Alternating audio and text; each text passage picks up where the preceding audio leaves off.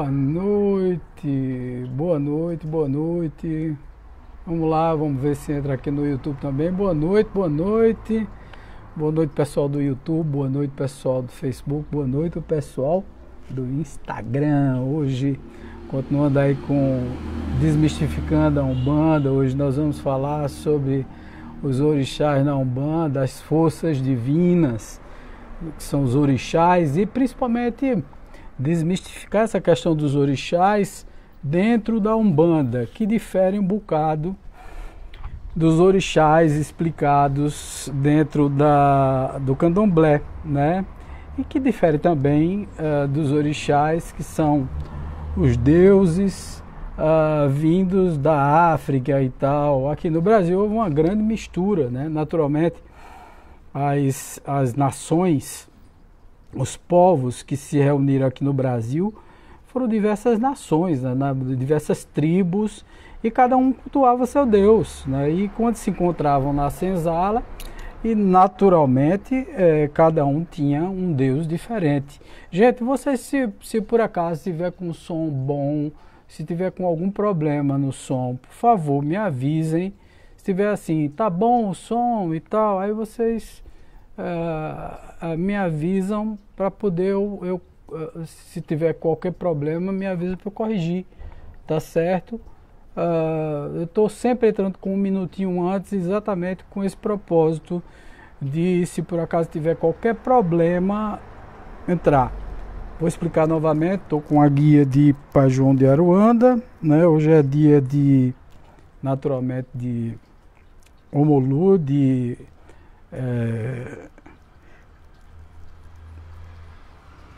também dos Exus, né? Segunda-feira é dia de Exu, Obaluaê e Omolu, né? Então hoje já firmei as velhinhas e tal, já fui lá, já fiz minha oferenda de pipoca para Omolu, Obaluaê, já fiz todas as minhas obrigações, já fui no ponto de força, também firmei minhas velhinhas para os Exus e as pombagiras e etc, para que eles façam o ponto de força. Toda segunda-feira eu faço isso. Aliás, todos os dias da semana, como comecei como teólogo da Umbanda, essa coisa toda, peguei esse hábito.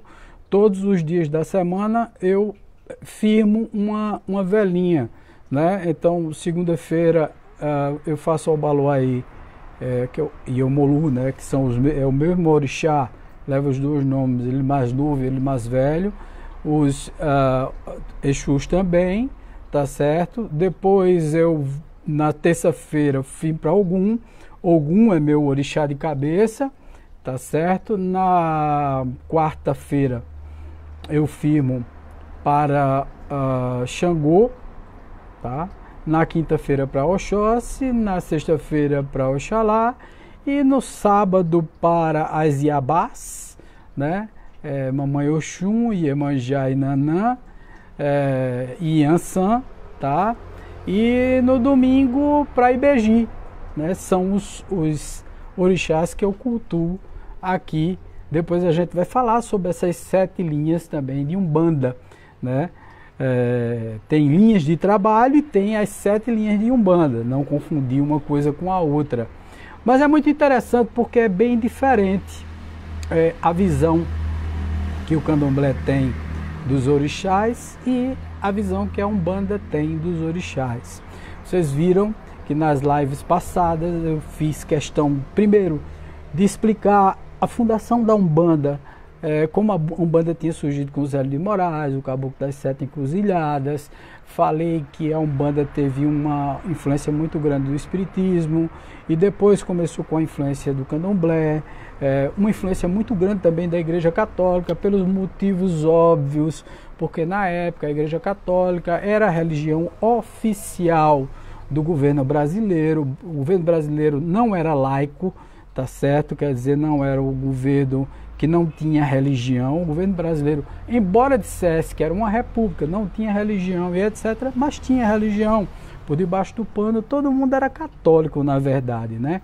E existia uma pressão muito grande contra as religiões afro, principalmente antes de 1900, né, no século XIX, você via ali uma pressão muito grande. Se for falar, então, da época da escravidão mesmo, você imagina aí os negros querendo cultuar os seus deuses, né? Porque eles são politeístas, e aí como cultuar esses deuses, né? Sem fazer um sincretismo, sem se unir com a Igreja Católica.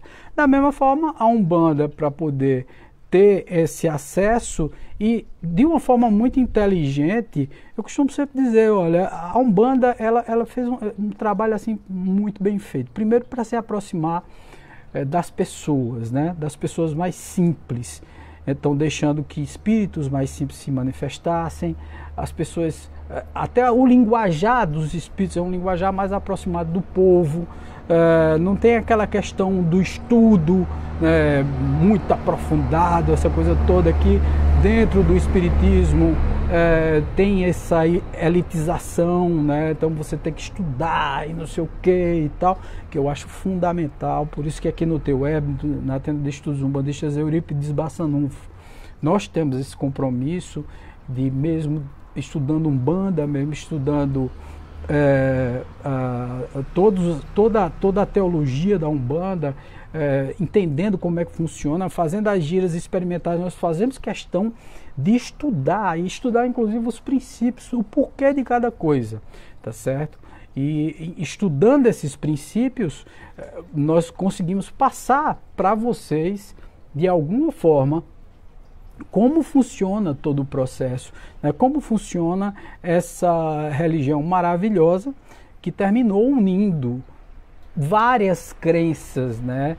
E distribuindo para aqueles que precisavam, necessitavam essa caridade, que é a caridade de poder ajudar através das desobsessões, levando esperança para as pessoas, é a caridade de poder aproximar o mundo metafísico do mundo físico, levar o consolo, a tranquilidade, amenizar o sofrimento das pessoas através do consolo dessas entidades maravilhosas que se apresentam na Umbanda.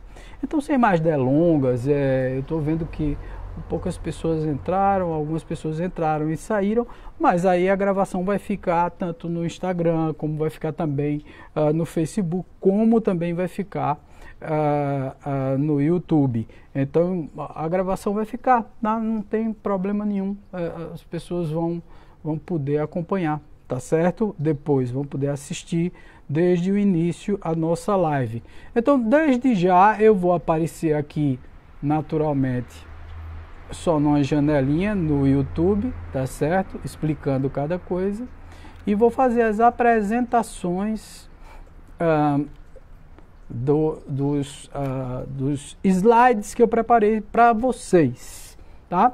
Então, eu pretendo que hoje seja uma live um pouco menor do que as que tem sido, porque tem sido lives assim bem grandes, de 1h30. Eu acho que fica enfadonho, né? As pessoas terminam não assistindo a live, porque a live é muito grande e tal. Então as pessoas terminam não acompanhando.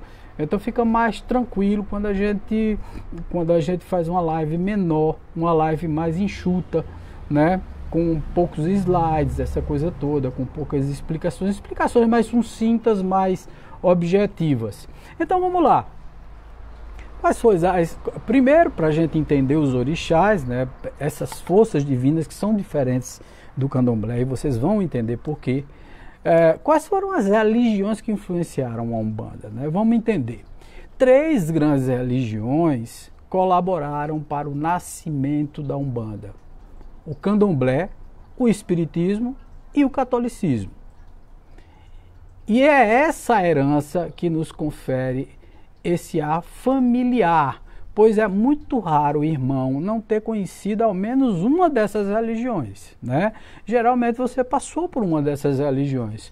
Por ser muito flexível, a Umbanda sempre acolhe com carinho outras práticas religiosas e esotéricas, cabendo ao sacerdote integrá-las ou não de acordo com seus princípios e experiências. E é por isso que dizemos que o terreiro tem a cara do Pai de Santo. E é verdade, gente, olha, é impressionante como a Umbanda tem um coração grande, e é por isso que eu venho dizendo que a Umbanda é uma religião universalista. Por quê? Porque você vai em terreiro que, além de ter a religião católica, influência do candomblé, influência do espiritismo, além disso tudo, ainda tem coisas da Jurema, coisas do catimbó, coisas da macumba, que são outros cultos, coisas de cultos afros diferentes, né? Coisas com os estelares, como cultos praticados no Oriente. Então, quer dizer, é uma religião que termina acolhendo muitas características de outras culturas. É uma mãe, abraça todos. A única coisa que a Umbanda tem que ter como princípio é a manifestação do Espírito para a prática da caridade, tá? Na Umbanda não se deve cobrar e na Umbanda não se faz o mal. Na Umbanda não se pratica Umbanda para se fazer o mal.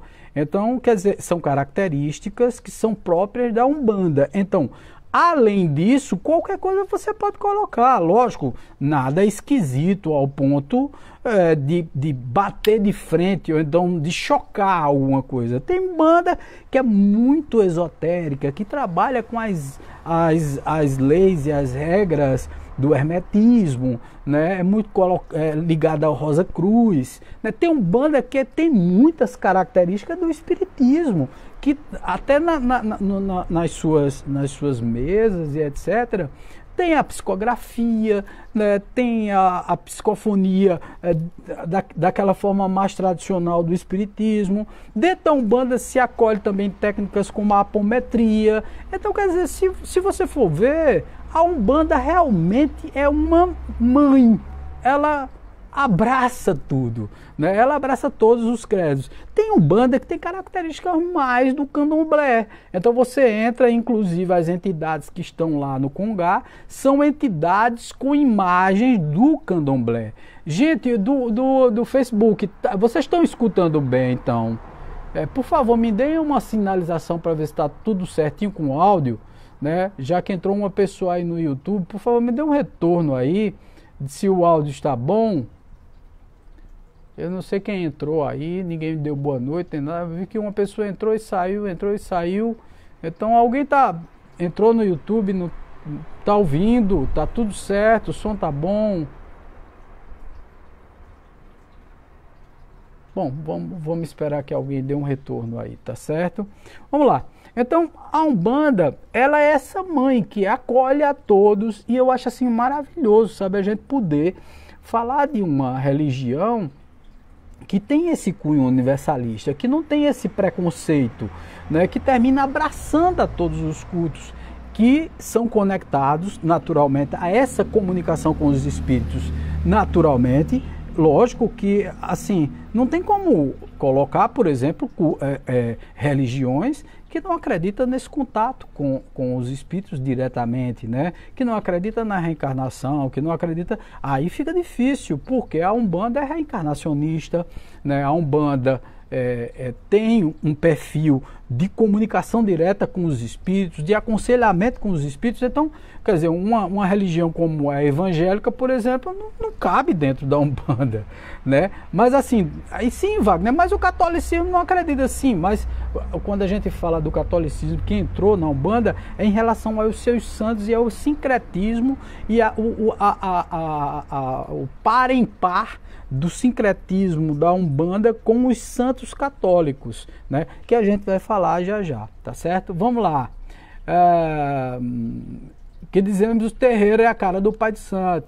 Então, é exatamente o espiritismo, o catolicismo e o candomblé que a gente vê aí como as três bases principais da Umbanda, tá certo? Vamos lá. O sincretismo religioso, o que é? Sim, gente, eu quero assim deixar novamente avisado, tá? Já que começaram a entrar as pessoas e tal, que todo esse material, eu tenho que dar crédito, né, ao pessoal do Instituto Pietá, do Umbanda Boa, do nosso sacerdote Márcio Caim, que é meu professor de sacerdócio da Umbanda, que foi meu professor de teologia da Umbanda. Então todo esse material é tirado de lá, então eu pensei algumas coisas de lá, um material muito bom, muito interessante, que eu saí pensando algumas coisas para poder montar os nossos slides. Então é um material riquíssimo, um material muito bom, que naturalmente eu utilizo e estou dando crédito a eles, é o material deles, tá? Então, o que é o sincretismo religioso? Para entendermos o sincretismo religioso, primeiro temos que entender o que é sincretismo. Então, o sincretismo é a fusão de diferentes cultos ou doutrinas religiosas com a reinterpretação de seus elementos. Se preferir, sincretizar é acreditar ao mesmo tempo em que uma coisa é outra. O sincretismo religioso se dá pela associação dos santos católicos com os orixás. O sincretismo dentro da Umbanda foi isso. Foi a associação dos santos católicos com os orixás. Pegaram as características desses orixás e disseram, pô, parece com fulano de tal. Por exemplo, Ogum é um guerreiro, São Jorge é um guerreiro e mata o dragão e etc e tal. Então eles associaram Ogum a São Jorge, tá certo? E saíram fazendo essas associações com cada um dos orixás, entendeu? Então foi assim que surgiu esse sincretismo com a Igreja Católica. Mas para por aí. Agora, é interessante que nós, na Umbanda, também quando fazemos nossas orações, nós rezamos o Pai Nosso, a Ave Maria, né, o Santo Anjo. Então, quer dizer, nós utilizamos muito, usamos o crucifixo também, né? Então, quer dizer, muitos dos símbolos da Igreja Católica, quando vamos fazer a defumação, tá certo? Aquela defumação, a defumação com as ervas e etc., que na Igreja Católica utiliza, nós utilizamos o turíbulo. Então, quer dizer, assim, é uma mistura muito grande. Só para vocês terem uma ideia, na Bahia, em algumas igrejas na Bahia, os orixás se misturam com os santos e tal, nas vistas dos padres católicos. Quer dizer, não tem essa besteira e tal lá. Realmente, na Bahia, existe uma mistura e um holismo muito grande, tá certo? Existe realmente essa coisa de você ter a proximidade de todas as religiões sem esse preconceito, sem esse ranço, né, que existe. Por exemplo, aqui, quando a gente fala em Umbanda, meu Deus, o povo vira a cara, né? Os católicos viram a cara. Lá na Bahia, a coisa é normal, né? O sincretismo religioso se dá pela associação dos católicos com os orixás, como tinha falado. Quando um umbandista olha para a imagem de Jesus, ele imediatamente direciona sua mente para Oxalá, o pai de todos os orixás, sem a predominância de nenhum dos dois. Cultuamos o Jesus e Oxalá na mesma figura, que é a base do sincretismo religioso, Jesus e Oxalá. Tá? Nós chamamos sim, Wagner, e Deus. Você falou que a Umbanda, na live passada, a Umbanda é monoteísta. Acredita em um Deus só, verdade. E acredita num Deus só, sim. O Deus para a Umbanda chama-se Olorum Ozambi, tá? Deus é realmente a força divina que rege esses elementos da natureza, essas forças da natureza chamados os orixás. A gente vai ver tudo isso aqui nessa live, tá certo? Vamos lá. Por que isso aconteceu? Por que aconteceu esse sincretismo religioso na Umbanda? Vamos lá, vamos entender. Quando os negros escravos chegaram ao Brasil, eram forçados a adotar o catolicismo sob pena de flagelos e privações. Ora, o negro não entendia nada daquele culto sem sentido, onde imagens desconhecidas tinham que ser veneradas com rezas. cuja língua muitas vezes ainda não se habituara. Vocês têm que entender que naquela época veio gente da Nigéria, veio gente do Congo, veio gente de Angola, veio gente de tudo quanto foi de canto da África, tá? E cada um trazendo seu Deus diferente. Imagina aí a mistura, cada um falando um dialeto diferente. E aí ainda tinha que se adaptar aos santos católicos, porque eram obrigados a se adaptar aos santos católicos. Preste atenção, desde o início os negros praticavam seus cultos em segredo. E pela ausência de alguns instrumentos de culto, adaptavam outros semelhantes encontrados na própria senzala ou subtraídos da cozinha dos senhores, diante da obrigação de se cultuar os santos. O negro viu uma oportunidade de fortalecer o seu culto, utilizando as imagens dos santos. Veja, eles pegaram as imagens dos santos, associando-as com os seus orixás, como eu falei, Ogum, São Jorge. Por quê? Eram dois batalhadores, eram dois guerreiros e etc. São Jorge matando o dragão e tal. Ogum guerreiro também. Então eles juntaram os dois, tá certo? Então, diante da obrigação de cultuar os santos, o nego viu essa oportunidade de cultuar, de ver os orixás, né? Assim, quando eram surpreendidos pelos senhores e capatazes em seus cultos, diziam que estavam rezando para os santos. Então, quando eles eram surpreendidos cultuando os seus próprios orixás, os seus próprios deuses, eles diziam, não, eu estou rezando para o santo. Aí pegava a imagem do santo, mas eles estavam, na verdade, rezando para os seus deuses. Tá certo? Não, aí cada um tinha o seu Deus e tal, e aquilo ali ficou. E aí foi onde surgiu principalmente o Congá, né? O local onde colocar os vários santos, porque cada negro cultuava um santo diferente, né? Um santo ou um orixá diferente, tá certo? Vamos lá, santos e orixás. Então, vamos ver aí o sincretismo religioso, esse paralelo que pelo menos assim, olha, são muitos orixás, tá, gente? Não são só esses que eu vou apresentar, mas é só para a gente entender um pouco desses orixás. Depois a gente vai se aprofundar mais. Em todas as segundas eu vou tentar mostrar esses orixás com mais detalhes para vocês, tá certo? Exu, representado por Santo Antônio. Obaluaê, ou Omolu, por São Roque ou São Lázaro. Ogum, por São Jorge em uns locais e Santo Antônio em outros locais. Porque em um local, veja, foi negro para tudo quanto foi de canto no Brasil, né? Então, em uns locais ele era cultuado como Santo Antônio, tá certo? E em outro como São Jorge, o próprio Ogum, tá certo? Vamos lá. Iemanjá, com Nossa Senhora dos Navegantes. Oxum, Nossa Senhora da Conceição. Xangô, com São Jerônimo, São João Batista, São Miguel Arcanjo, São Pedro. Oxóssi, com São Sebastião e São Jorge. Inhansã, com Santa Bárbara. Ibeji, com São Cosme e Damião.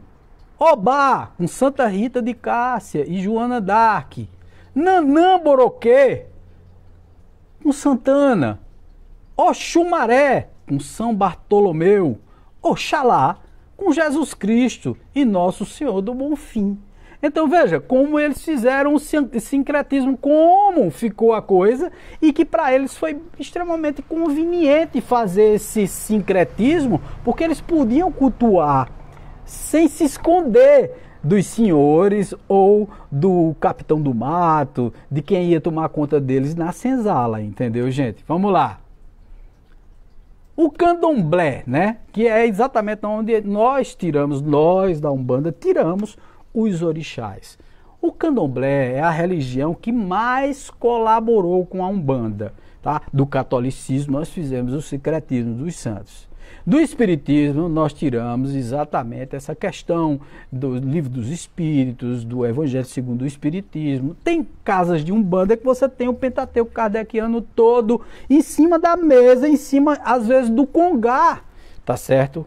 É impressionante. Tem casas de Umbanda, terreiro de Umbanda, que você tem uma mesa parecido com o Espiritismo, só que eles se vestem de branco e tem giras lá, tá certo? Então, veja só, mas no Candomblé foi o que mais contribuiu, colaborou com a Umbanda, e por esse motivo é compreensível que muitas vezes as pessoas leigas confundam uma religião com a outra.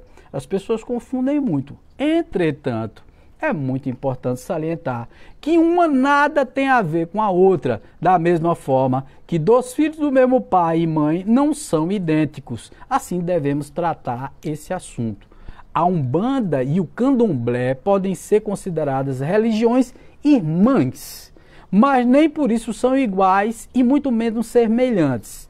Do Candomblé herdamos os orixás, a firmeza de velas, as guias, que são os fios de contas, isso aqui, ó, que eu estou usando, tá certo? A defumação, né? Os amacis, que são os preparados para poder, limpar, descarregar as coisas, tá certo? Os assentamentos vibratórios e parte de nosso ritual. Todo o nosso ritual, parte dele é ligado ao Candomblé, tá certo? Muitas casas de Umbanda acabaram por assimilar ainda mais fundamentos do Candomblé ou de outras religiões afro-brasileiras, como podemos observar no Rio Grande do Sul, Minas Gerais, Bahia e seus arredores. Para o filho que deseja se aprofundar nos estudos de Umbanda, é necessário que também estude o Candomblé e seus fundamentos. É muito importante a gente estudar o Candomblé também, gente, para poder conhecer. Porque o Candomblé, nós precisamos entender o Candomblé, porque muitas vezes a gente ignora o Candomblé, às vezes critica até, às vezes fala coisas que não deve falar, em relação ao sacrifício de animais, a cobrança dos sacerdotes, e etc e tal. Algumas coisas que a gente termina falando e não deveria falar, porque a gente tem que respeitar a religião do outro. E outra coisa, nós da Umbanda devemos muito ao Candomblé, tá certo? Até, por exemplo, as batidas ritmadas dos atabaques e etc e tal, é do Candomblé também, tá certo, gente? Afinal, o que é o Candomblé? Vamos entender um pouco do Candomblé, para poder depois entrar nos orixás e vocês entenderem um pouco dos orixás. Isso é fundamental. O Candomblé é uma religião que nasceu da necessidade dos escravos cultuarem a sua fé, como eu já tinha dito antes. Como eles iam sempre misturados de diversas tribos ou culturas, a fim de se evitar motins, construíram na senzala um altar coletivo onde cada negro poderia cultuar seu orixá natal. Dessa mistura de várias fés, culturas, rituais e fundamentos vindos do continente africano, nasceu o Candomblé, que também é uma religião exclusivamente brasileira. O Candomblé é brasileiro também, é uma religião brasileira, como a nossa Umbanda. A Umbanda é brasileira, fundada em 1908, tá? E o Candomblé é brasileiro também, fundado pelos escravos e tal, e foi se desenvolvendo, tá bom, gente? Vamos lá. Qual a diferença da Umbanda para o Candomblé? Vamos lá, vamos entender. Atualmente, o Candomblé vem se adaptando às novas necessidades e tem passado por muitas mudanças. Mas no Candomblé original não se incorporava Egum. Gente, vamos entender o que é Egum. Veja, para o Candomblé, Egum são espíritos comuns, tá? Ou espíritos... Veja, para alguns candomblecistas, entendem que qualquer espírito é um Egum. Por exemplo, Jesus Cristo é um Egum. Qualquer espírito desencarnado é um Egum, tá? Mas no Candomblé, tá? Os Eguns não eram incorporados. Só se incorporava orixá. Mas aí depois começaram a incorporar eguns também. Eguns são o quê? São os caboclos, os pretos velhos e etc. Mas vamos lá, vamos entender aqui isso tudo, tá certo? Egum é todo espírito desencarnado, tá bom? Mas alguns acham que Egum é espírito ruim e tal. Não, é um Egum, vamos expulsar o Egum e tal. O Egum ficou simbolizado como um espírito ruim e não é. Egum é todo espírito desencarnado. Quando a gente desencarnar, a gente vai ser um Egum, tá certo? O espírito de São Francisco de Assis é um Egum. De Chico Xavier, um Egum, tá? Só que tem os Eguns que são bons, os Eguns são mais ou menos, os Eguns são comuns como a gente, os Eguns que são ruins, tá? São ruins não, que estão em desenvolvimento, que ainda estão em falha, que ainda estão num processo de aprendizado, tá certo? Vamos lá. Não se incorporava o Egum, somente os orixás, que para eles são deuses. Não existe consulta com o médium incorporado. A consulta se dá através do jogo de búzios, que é exatamente o oráculo deles, tá certo? Que é o ofício do pai ou da mãe de santo, e é através do búzios que os orixás se manifestam. Acima de tudo, é necessário respeitar o candomblé e todas as religiões afro-brasileiras. Dentre elas, a Umbanda. Ainda somos minoria frente às religiões tradicionais. Ainda sofremos preconceitos e somente com a união dessas religiões, com a divulgação maciça dos nossos fundamentos de fé, é que conseguiremos a paz e o respeito que tanto almejamos. Quer dizer, a gente precisa colaborar com todo mundo, né? A gente precisa, sei lá, deixar dessa bobagem de, sei lá, de briga entre a gente, tá certo?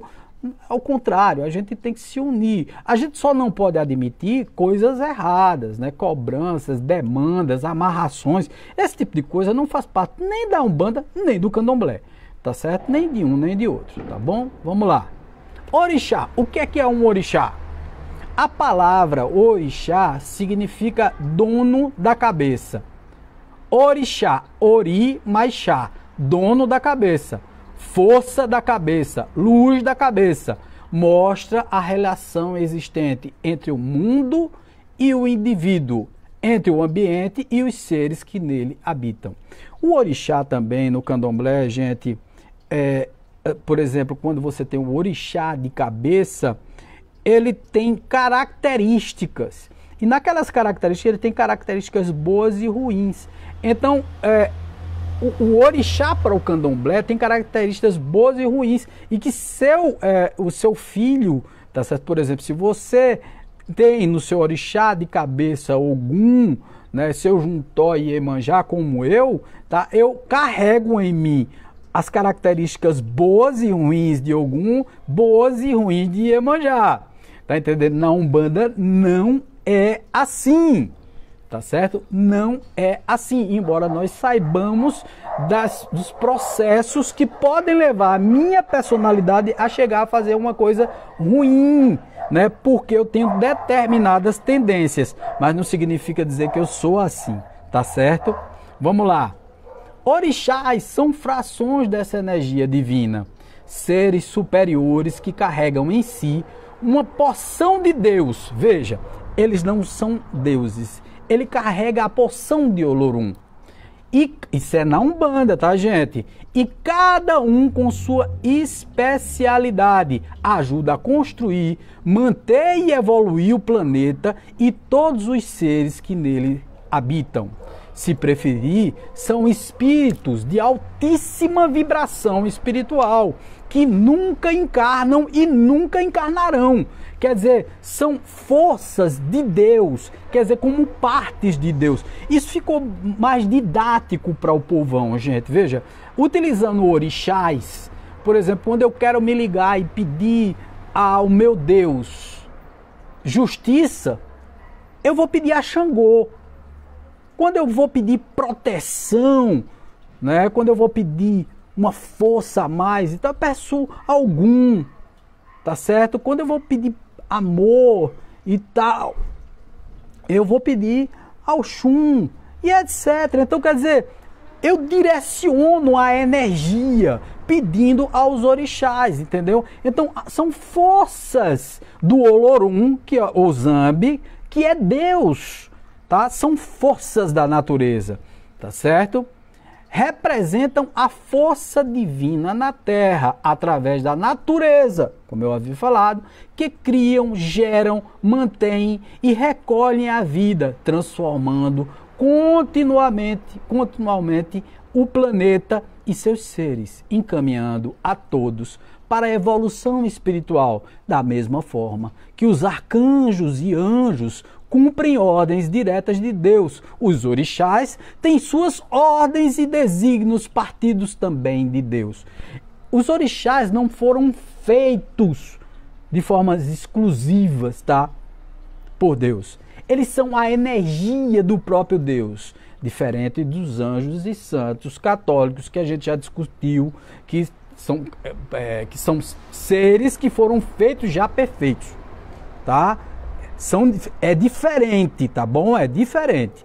Os orixás não, os orixás são forças da natureza, tá? São forças do próprio Deus, dessa força maior, tá certo? Desse poder onisciente, onipresente, soberanamente justo e bom. Vamos lá. Na Umbanda, se incorpora orixá, é uma outra polêmica. Outro dia eu estava lá no grupo nosso do T-Web conversando sobre isso, porque uma pessoa colocou que na Umbanda se incorporava orixá. Eu digo, não se incorpora.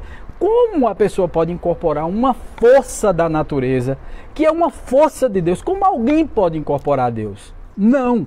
Então, vamos lá. Na Umbanda, não incorporamos orixás, mas sim seus representantes. Então é muito interessante quando alguém diz assim, eu incorporei Iemanjá. Não, filha. Você incorporou um caboclo, um espírito ligado, conectado a Iemanjá. Mas a própria Iemanjá, não. Tá certo? Que são espíritos que já alcançaram devido ao adiantamento espiritual para manipular as forças e energias destes orixás. São espíritos que são conectados a essa energia mais apropriada daquele determinado orixás, que são afins àqueles orixás. Tá certo? Assim sendo, quando dizemos popularmente que incorporamos Iansã, por exemplo, o correto seria dizer caboclo ou cabocla que trabalha nas forças de Iansã. Quando dizemos que recebemos Exu, que é também um orixá, tá, gente? Deveríamos dizer entidade que trabalha sob as forças de Exu. E assim por diante, entendeu? Entenderam agora que nós não incorporamos na Umbanda. Eu estou falando da Umbanda, eu não estou falando do Candomblé. Por favor, separem. Candomblé é uma coisa, eles incorporam sim, eles acham, pensam e dentro da crença deles, e vamos respeitar, eles pensam que incorporam o próprio orixá. Nós, na Umbanda, não incorporamos orixás. Nós incorporamos a força, quer dizer, nós incorporamos os caboclos, os espíritos que estão na força desse orixá, ou que se assemelham, ou que estão dentro do padrão daquele orixá, ou que simpatizam, estão a trabalho, a serviço desses orixás, entendeu? Vamos lá. Domínio dos orixás, para a gente conhecer um pouquinho dos domínios desses orixás, tá? Apresentamos a seguir uma tabela onde podemos verificar os orixás relacionados com os seus domínios físicos e alguns dos atributos que incidem sobre esses seres vivos, tá? Orixás, domínio. Vamos lá. Domínio é local de maior vibração de um orixá. Quer dizer, o local da natureza onde ele vibra melhor, onde você pode fazer suas oferendas a ele, né? Aonde ele vai sentir mais a tua oferenda. Patrícia está perguntando, por que esses espíritos incorporados, alguns falam e outros não? Ah, Patrícia, isso é muito da característica do espírito, né? Quando você participou do Candomblé, né? Aí em Recife, e você veja que quando estão incorporados, você vê que esses orixás incorporados, eles só dançam, não falam, não dizem nada. Por quê? Porque ele veio ali para apenas dançar. Aqui, como está dentro daquele culto que é o candomblé, e aí eu não posso responder pelo candomblé, tá, Patrícia? Eu estou aqui falando de Umbanda.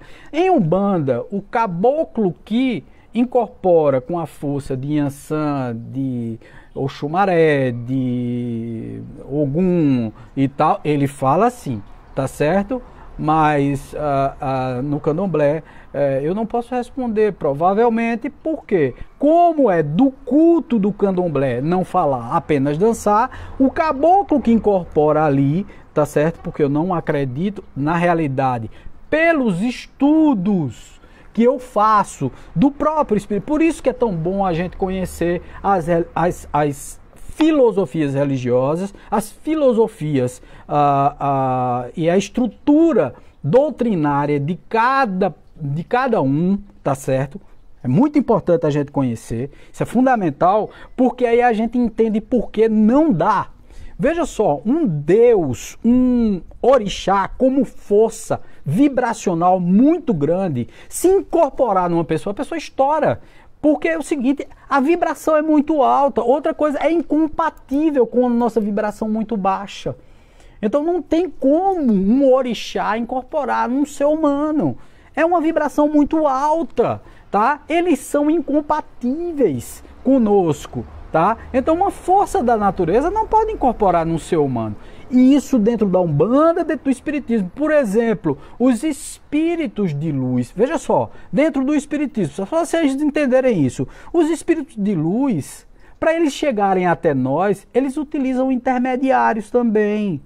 Por exemplo, para os espíritos de luz que já estão em dimensões muito altas, eles precisam, por intermédio de seus transmissores, que é um Bezerra de Menezes, é um Chico Xavier hoje na espiritualidade, eles vão transmitir a informação e esses vêm, através dos centros espíritas e de suas falanges, falar conosco.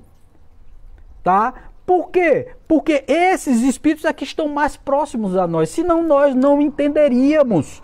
Então, são os espíritos que estão mais conectados à nossa vibração que falam conosco. E não espíritos de altíssima vibração ou então uma força de Deus. Eu acho muito interessante, inclusive, que quando os evangélicos dizem que falaram com Deus, eu digo, são um pouco importante, porque eu vou lhe dizer uma coisa, falar com Deus, o que construiu tudo, você falou com Deus. É lógico que se a gente for interpretar assim, que todos os espíritos que estão amando, a serviço de Deus, também é Deus. Se eu sou parte de Deus, um espírito que está vindo para aconselhar, para ajudar e tal, amando dessa força maior chamada Deus, através das forças do bem, ele também é Deus, tá certo? E ele pode até se apresentar, porque a crença desses evangélicos é que estão falando com Deus, e aí para poder não ser expulso de lá com o pé na bunda, sendo chamado de demônio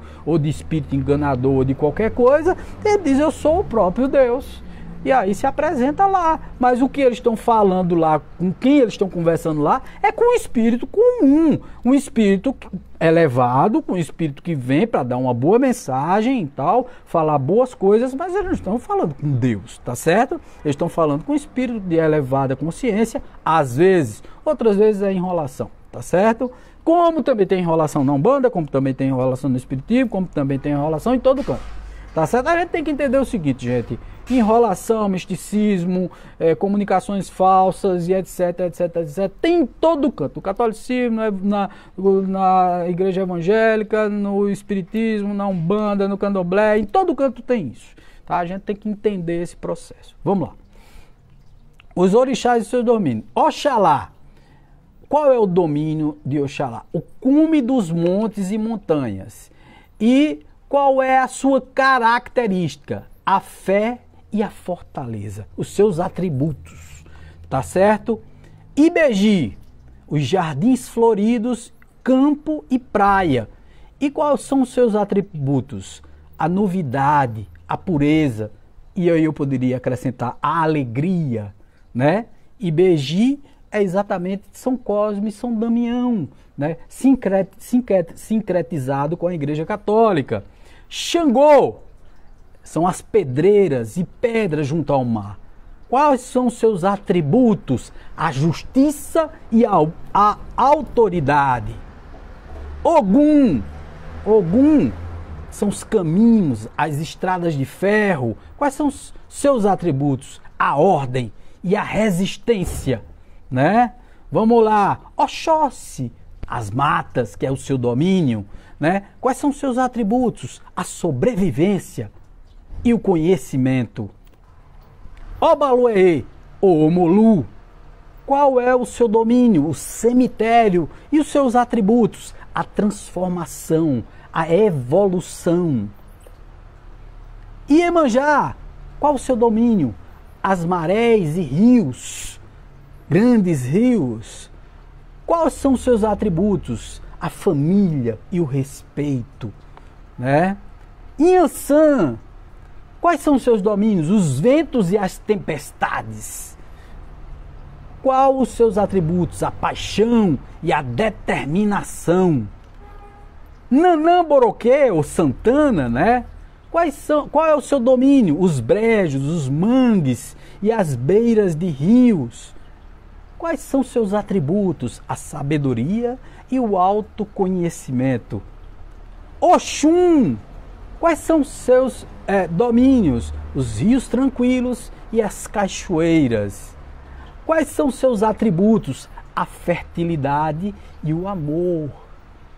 Labu, né? Exu, quais são o seu domínio? As encruzilhadas e os cemitérios.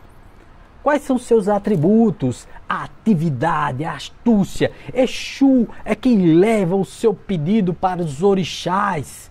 Veja que coisa maravilhosa, gente. Hoje é dia de Exu, né? Todo mundo sabe disso. Segunda-feira é dia de Exu e também de Omolu, Obaluaê. Certo? Vamos lá. Domínios, né?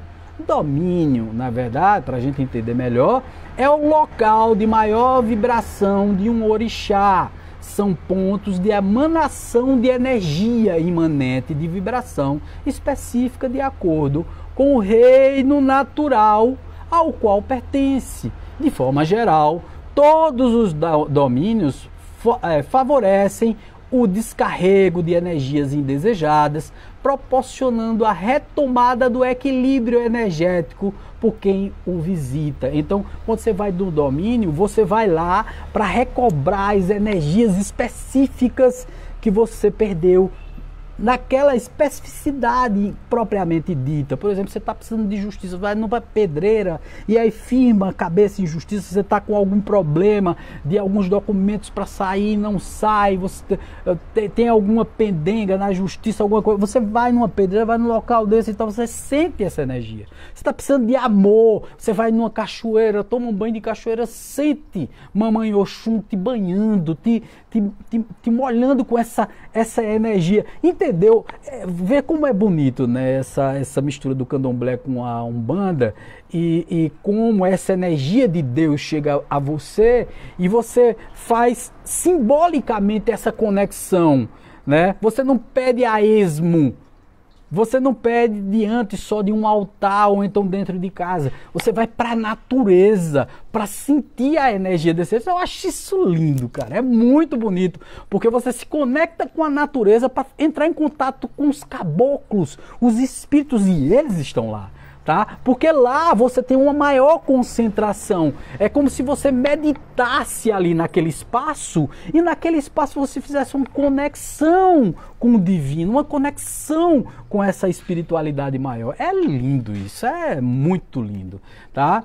Mas não é só a presença física que cria a conexão entre a energia e o ser. É necessário repousar a mente, liberando-a de todo e qualquer pensamento indesejado e negativo.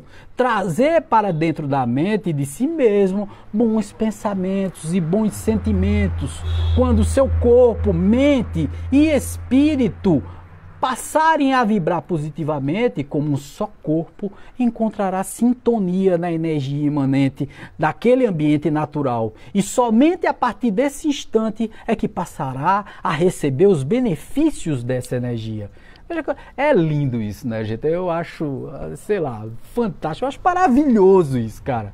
Maravilhoso. É um negócio assim bonito, é lindo. Por isso que eu me apaixonei pela Umbanda, né, cara? É a junção do estudo, da intelectualidade, do entendimento do que é o espírito e também dessa junção do povo, para o povo entender o espírito, como o espírito se junta a nós através desse amor, quando ele está trabalhando do lado da justiça, quando ele está trabalhando do lado da firmeza, quando ele está trabalhando do lado do amor, quando ele está trabalhando do lado da proteção, e por aí vai. E você tem os locais onde você se sente mais adaptado com isso tudo.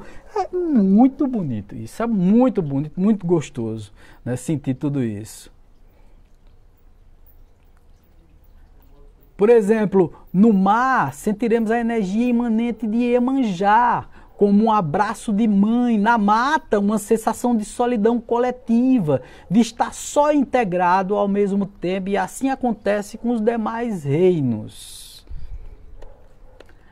É muito bonito isso. Enfim, a Umbanda se enriqueceu com a introdução dos orixás, vendo essas forças da natureza ou forças de Deus como uma forma mais didática das pessoas mais simples, que é isso que eu acho lindo em Umbanda, tá certo? Se comunicarem através dos espíritos que vibram nas energias dessas forças, com a força universal que tudo criou, ou seja, Deus, Olorum ou Zambi.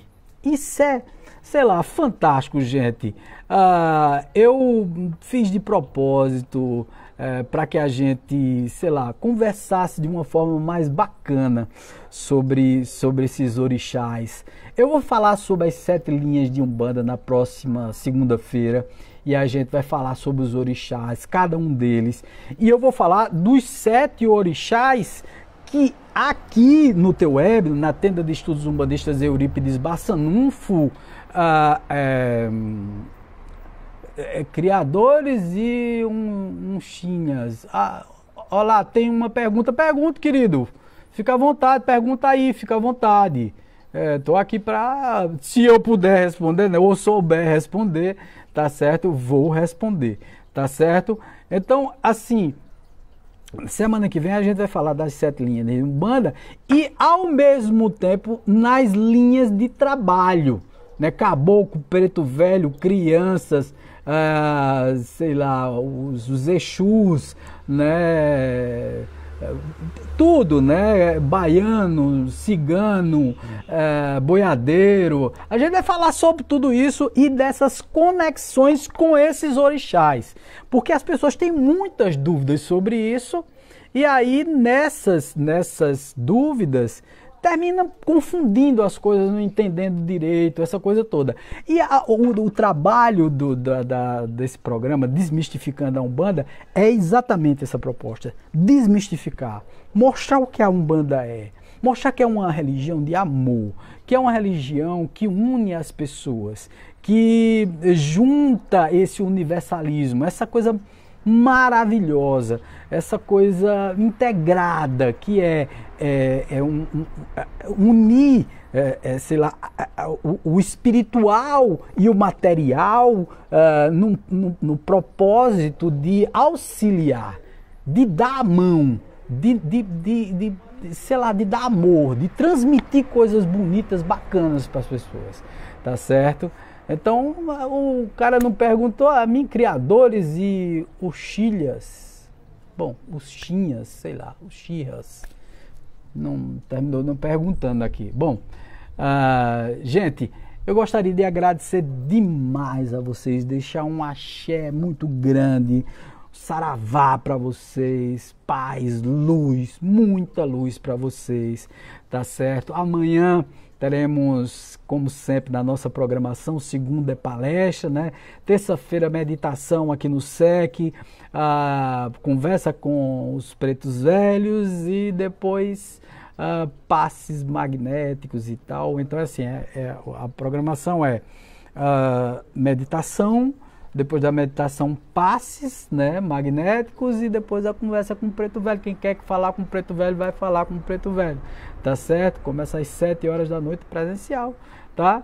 Agora, naturalmente, é marcado e tudo, porque a gente não pode exceder o número de pessoas aqui, senão vira um oba-oba danado, né? E a meditação, assim, tem um número limitado mesmo, porque o espaço é limitado, tá? Então, assim, a gente já está aí com uma turma estourada, né? Estamos aí com, por exemplo, amanhã é dia 7 de setembro, mas nós já fechamos, acho que umas 12 pessoas amanhã, tá? E o espaço é pequenininho, só dá 12 pessoas mesmo, não dá mais do que isso não, dá mais do que isso não, tá? Amanhã, inclusive, nós vamos fazer a meditação todos deitados, nós vamos fazer todos sentados, né? Todos vão ficar sentadinhos nas esteiras e tal, e vamos fazer a meditação sentados.